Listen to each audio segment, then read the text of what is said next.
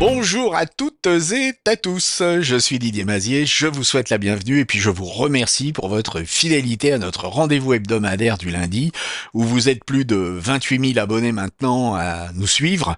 Alors il s'agit de notre dernière émission avant les vacances de l'été 2026. Nous nous retrouverons après le 15 août. Dans l'intervalle, je vais quand même vous demander de mettre un pouce en l'air si la vidéo vous a intéressé, de vous abonner, d'activer les notifications. Et puis, puisque vous êtes en vacances, eh ben, vous allez avoir le temps d'envoyer des posts sur les réseaux sociaux en mettant en avant ces vidéos. Donc, vous envoyez un post avec un lien vers la vidéo et vous pouvez faire ça sur tous les réseaux. Alors, je sais qu'ils aiment pas ça, mais bah, tant pis pour eux. Alors, vous pouvez faire ça sur LinkedIn, sur Insta, sur Facebook, sur X, sur TikTok, Snapchat, Twitch, les boucles Telegram et que sais-je encore. Cette semaine, nous allons voir un effet qui est assez simple. Il va s'agir d'ajouter sur une image un effet avec un élément qui semblera avoir été fabriqué avec du verre. Alors nous avons fait ici cela avec un texte.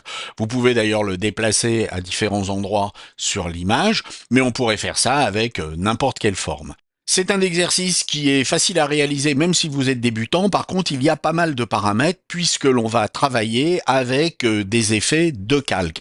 Donc, ce que je vous conseille, c'est de faire éventuellement des captures d'écran des différentes étapes de façon à noter les paramètres que nous avons mis en avant.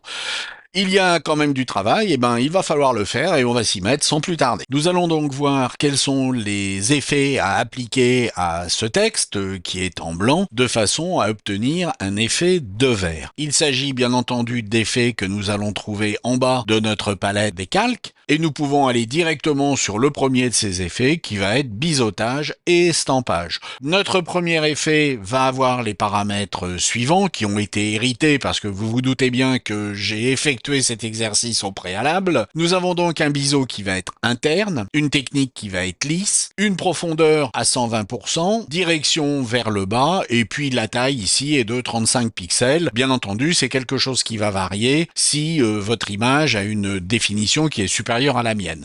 Je rappelle qu'ici, nous avons 1920 pixels de large par 1280 pixels de haut. Et puis ensuite, nous allons avoir un ombrage qui va avoir un angle de 120 degrés. On va considérer que ça va être notre éclairage global. Et puis, l'élévation va être de 65 degrés. Et puis, nous allons choisir un contour qui se trouve être le deuxième de la deuxième ligne, que l'on peut appeler le rouleau. Nous pouvons éventuellement lisser le contour, mais ce n'est pas obligatoire. Alors il y a des tons clairs et il y a des tons foncés pour réaliser ce biseautage et cet estampage. Les tons clairs vont être en mode superposition et puis avec une opacité qui va être 100. Et en ce qui concerne les tons foncés, nous allons être en mode produit avec une opacité à 20%.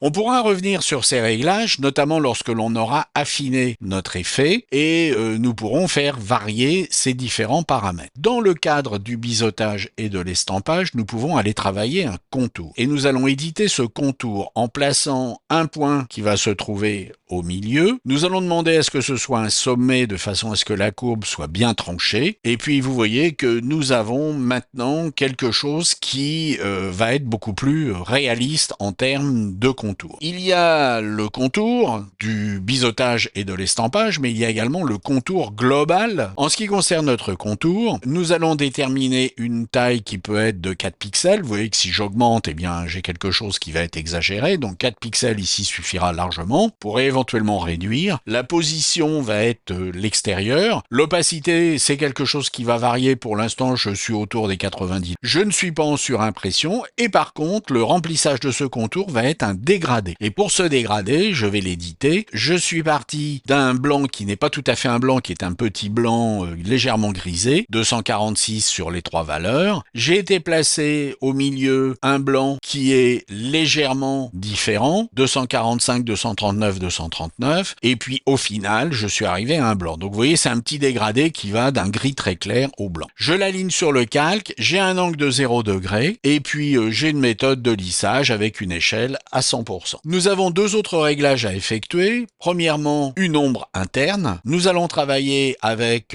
une lumière qui va être la lumière crue. Nous allons être avec un angle de 145 degrés, donc nous n'allons pas utiliser l'éclairage global. Et puis nous allons pour la distance gérer 5 pixels pixels, il n'y aura pas de maigri et la taille de cette ombre interne sera de 2 pixels. Encore une fois, ce sont des réglages que l'on pourra modifier ensuite à tout moment et nous allons voir comment. Et puis notre dernier réglage, tout bêtement, va être une légère ombre portée pour laquelle nous allons travailler en mode produit, pour laquelle l'opacité à 50% va être tout à fait suffisante. Nous allons avoir un angle de 92 degrés pour que l'ombre portée s'opère vers le bas, avec une distance qui peut varier, on peut aller de 30 à 40 pixels, pas de grossi, et puis une taille de 40 pixels, avec un contour qui va avoir une forme spécifique, qui est ce que l'on appelle ici le cône. Donc nous avons nos réglages, et vous allez me dire, mais tout cela n'est pas très transparent. Effectivement, nous avons nos réglages qui sont à 100%, et nous avons le fond global de notre texte, qui en fait est du blanc, qui lui est à 100%. Nous allons donc réduire ce fond jusqu'à peu près 3, 4, 5%, c'est quelque chose à régler. Et vous voyez que nous avons obtenu notre effet de vert. Et on pourra bien entendu aller modifier ensuite les différents réglages, par exemple le contour ou l'ombre interne. Vous voyez que si je baisse l'opacité de mon ombre interne, eh bien j'ai quelque chose qui va être différent. Alors on peut la laisser telle qu'elle était, et puis on va pouvoir également travailler sur l'ombre portée, et puis sur le contour. Le contour a une opacité de 90, si j'estime que c'est trop, vous voyez que je peux baisser cette opacité. Nous avons donc obtenu notre effet de vert. Donc vous voyez que au final, ce n'est pas très compliqué, on peut obtenir un résultat qui est quand même assez spectaculaire. Vous allez pouvoir incruster sur une image, par exemple une forme, un logo, ou du texte.